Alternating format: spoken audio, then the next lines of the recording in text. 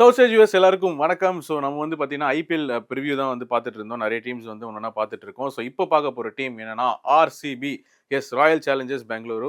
And RCB பார்த்தீங்கன்னா வந்து, அதாவது லைஃப்ல எவ்வளோ அடி வாங்கினாலும் என்னால திருப்பி மேல வர முடியும்டா அப்படின்ற ஒரு எடுத்துக்காட்டா இருக்கிற ஒரு டீம் தான் இந்த ஆர்சிபி. அண்ட் ஆர்சிபி ஃபேன்ஸ்லாம் பார்த்தீங்கன்னா, பயங்கர லாயல் ஃபேன்ஸ் அப்படிலாம் சொல்லிப்பாங்க. என்னன்னா, எவ்வளோதான் அந்த டீம் வந்து நம்ம ட்ரோல் பண்ணாலும் சரி, என்னதான் இருந்தாலும் சரி, அந்த டீம் எப்படியாச்சும் ஜெயிக்கும், ஒரு நாளாச்சும் ஜெயிக்கும் அப்படின்னு சொல்லிட்டு ரொம்ப ஏங்கியிருக்காங்க. ஏய் ஆர்சிபி ஃபேனா நீ? எப்படி தோத்துக்கிட்டே இருக்காங்கன்னு பிடிச்ச டீம் மாற்றிக்க முடியுமா? ஸோ அதனால இந்த வாட்டியும் அந்த ஆர்சிபி ஜெயிக்குமா ஜெயிக்காதா அப்படின்றது ஒரு பெரிய கேள்விக்குறி தான். பட் நான் சீசன் பொறுத்து தான் பார்க்கணும். ஸோ இந்த வாட்டி ஸ்குவாட் எப்படி இருக்கு அப்படின்றது பார்த்துடலாம். இந்த வாட்டி பார்த்தீங்கன்னா ஆர்சிபிக்கு வந்து புது கேப்டன், அதாவது ரஜத் பட்டிதார் வந்து கேப்டன் ஆக்கியிருக்காங்க. ஸோ இவரை பற்றி ஒரு இன்ட்ரெஸ்டிங்கான ஸ்டோரி என்ன அப்படின்னு பார்த்தீங்கன்னா, இவர் வந்து மத்திய பிரதேஷ் டீமுக்கு வந்து ரஞ்சி ட்ரோஃபியில் ஆடிட்டு இருந்தார்.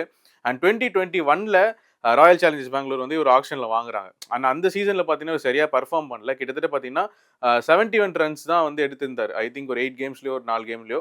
ஸோ 71 ரன்ஸ் தான் மொத்த ஸ்கோருமே அவர். ஸோ அதனால் அந்த டைமில் அவர் அவுட் ஆஃப் ஃபார்மில் இருந்தனால சரியாக பர்ஃபார்ம் பண்ணதுனால 2022ல் வந்து பார்த்தீங்கன்னா அவர் வந்து ஆக்ஷனில் ரிலீஸ் பண்ணிட்டாங்க. அண்ட் ரிலீஸ் பண்ணிட்டு அந்த சீசனில் வந்து 2022 ஆக்ஷன்ஸில் வந்து அவர் அன்சோல்டாகவே போயிட்டார். யாருமே வாங்கவே இல்லை. பட் ஆனால் கண்டிப்பா வந்து டெஸ்டினின்னு ஒண்ணு இருக்குல்ல. ஸோ டெஸ்டினி என்ன பண்ணியிருக்கு அப்படின்னா, அந்த டைம்ல 2022ல ஒரு பிளேயருக்கு வந்து இன்ஜுரி ஆயிடுச்சு ஆர்சிபில. அதுக்கு பதிலா ரீப்ளேஸ்மெண்ட்டா என்ன பண்ணியிருக்காங்கன்னா, இவர வந்து ஒரு 20 லேக்ஸ் குடுத்துட்டு அன்கேப்டு பிளேயர் அந்த லிஸ்ட்ல வந்து இந்த ரஜத் பட்டிதார வாங்கியிருக்காங்க. அண்ட் ஒரு சான்ஸ் கிடைக்கும்போது நம்மளும் ப்ரூவ் பண்ணணும்னு சொல்லிட்டு ஒரு வெறி ஏறும் இல்லையா? அதே மாரி பார்த்தீங்கன்னா, இவர் வந்து எலிமினேட்டர் ஒரு ரொம்ப முக்கியமான ஒரு பிளே ஆஃப்ல வந்து எலிமினேட்டர் வந்து ரொம்ப முக்கியமான ஒரு கட்டம். ஸோ அந்த எலிமினேட்டர்ல வந்து பார்த்தீங்கன்னா லக்னோ சூப்பர் ஜெயின்ஸ்க்கு ஆப்போசிட்டா வந்து பார்த்தீங்கன்னா 112 ரன்ஸ் வந்து அடிச்சிருப்பாரு 54 பால்ஸ்ல.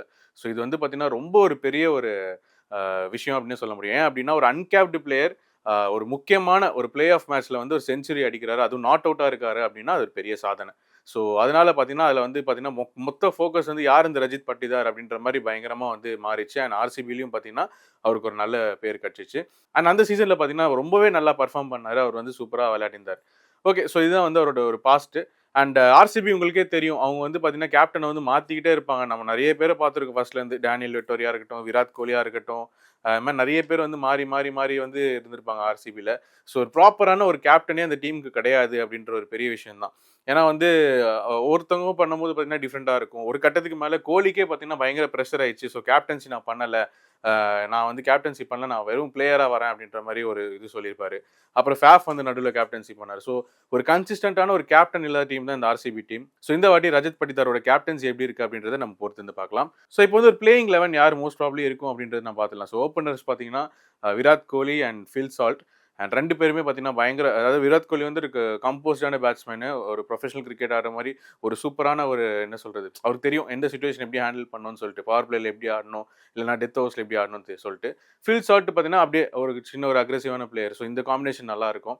அதுக்கப்புறம் மிடில் ஆர்டர்ஸ்ல பார்த்தீங்கன்னா வந்து நமக்கு வந்து ஸோ மிடில் ஆர்டர்ஸ்ல பார்த்தீங்கன்னா, ரஜத் பட்டிதார் இருக்காரு. அப்புறம் டிம் டேவிட் இருக்காரு. ஒரு டிஸ்ட்ரக்டிவான ஒரு பேட்ஸ்மேன் அப்படின்னு சொல்ல முடியும். அதுக்கப்புறமா ஜிதேஷ் சர்மா, அப்புறம் லியாம் லிவிங்ஸ்டன், அதுக்கப்புறம் பார்த்தீங்கன்னா கிருணால் பாண்டியா. ஸோ கிருணால் பாண்டியா வந்து ஒரு ஆல்ரவுண்டர். ஹர்திக் பாண்டியாவோட பிரதர் உங்களுக்கே தெரிஞ்சிருக்கும். ஒரு கிருணால் பாண்டியா வந்து ஒரு லெஃப்ட் ஆர்ம் ஸ்பின்னர் அண்ட் அதுக்கப்புறம் பேட்ஸ்மேன் கூட.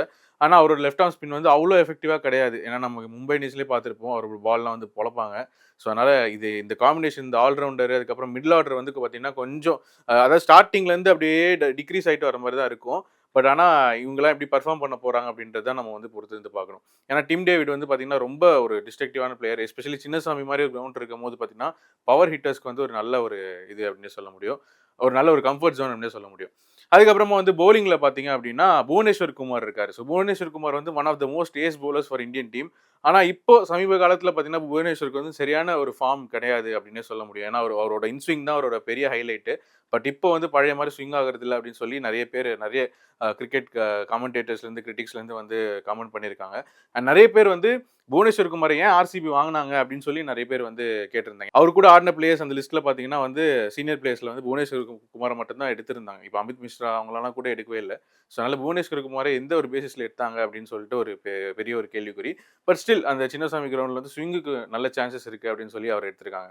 அவர் ஆஸ்திரேலியன் பவுலர். அவரும் நம்ம நல்லா உங்களுக்கே தெரிஞ்சிருக்கும். சிஎஸ்கேலாம் ஆடியிருக்காரு. ஒரு நல்ல ஒரு பவுலர் அவரு. அதுக்கப்புறமா யஷ் தயால். ஸோ யஷ் தயால் வந்து பார்த்தீங்கன்னா, நீங்களே தெரிஞ்சிருக்கும். லாஸ்ட் 2024ல பார்த்தீங்கன்னா, தோனிய வந்து விக்கெட் எடுத்து நம்மள வந்து பிளே ஆஃப்க்கு தடுத்ததே பார்த்தீங்கன்னா, யஷ் தயால் தான். அண்ட் எஸ் தயாலுக்கு ஒரு நல்ல ஸ்டோரி இருக்குது. என்ன அப்படின்னா, ரிங்கு சிங் வந்து எஸ் தயாலை வந்து போட்டு பொழப்பாருங்க. ஒரு 5 பாலுக்கு 6 அடிச்சு பொழப்பாரு. அதே மாதிரி பார்த்தீங்கன்னா ஒரு நெக்ஸ்ட் இயருக்கு கம்பேக் கொடுப்பாரு. ஸோ அதுதான் வந்து லாஸ்ட் இயர். ஸோ எஸ் தயாலும் ஒரு நல்ல பவுலர் அப்படின்னே சொல்ல முடியும். அதுக்கப்புறம் சுயாந்த் சர்மா ஒரு ஸ்பின்னரு. ஸோ கேகேஆர்ல இருக்கும்போது பார்த்தீங்கன்னா அவர் வந்து அப்படியே நான் ரொம்ப ஒரு சின்ன ஒரு துருதுருன்னு இருப்பார் அவர். ஸோ அதே மாதிரி இந்த டீம்லேயும் வந்து அவர் வந்து எப்படி பர்ஃபார்ம் பண்ண போறாரு அப்படின்னு சொல்லிட்டு நம்ம வந்து இந்த வருஷம் பொறுத்து தான் பார்க்கணும்.